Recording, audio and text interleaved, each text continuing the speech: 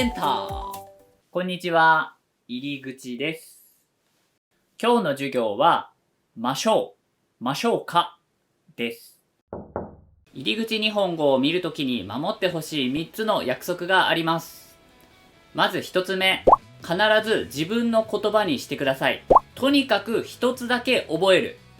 自分の言葉にしたその1つだけをとにかく覚えましょう。覚えるときに状況を考えることです。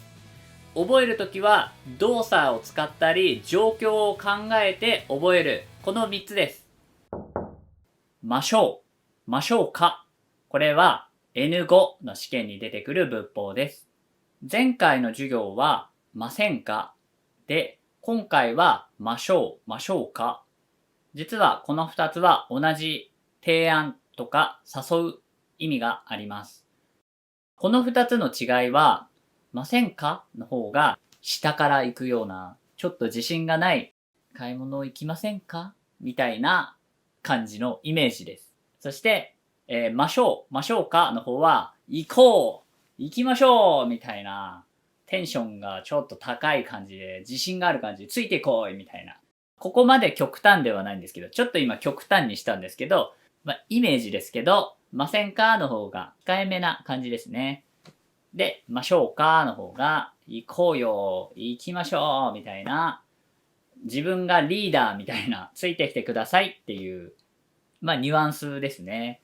はい。それではまず教科書でよく出てくる例文から。昼ご飯を食べましょう。昼ご飯を食べましょうか。はい。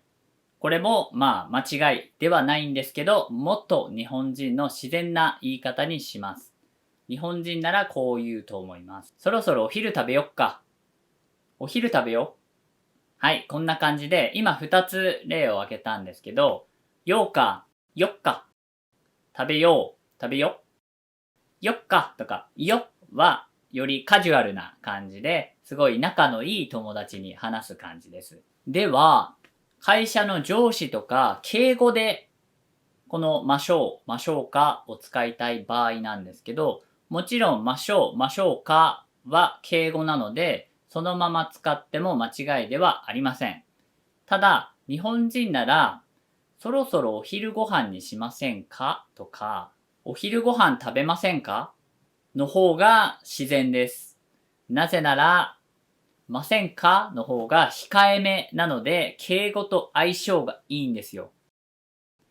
ましょうかってましょうってlet's go の引っ張っていくリーダーな感じがするので、ましょうにかをつけて敬語にするのは、なんか日本の仕事の上司に対してはあんまり合ってない感じがしますね。ちょっと意味が強い気がするので、相手が日本の会社の上司なら控えめなませんかの方がいいと思いますので、日本語のこのニュアンスも楽しんでほしいなと思います。それでは今日の文法の日本人らしい言い方の例文をどんどん言っていきます。友達に対してあなたを友達だと思って喋るので、ちょっと早いですけど、頑張って聞いてみてください。すぐ慣れるので。そして、動画見ながら一緒に喋ってみてください。疲れたからカフェ行こっか。もう3時だし行こっか。この後秋葉原行こっか。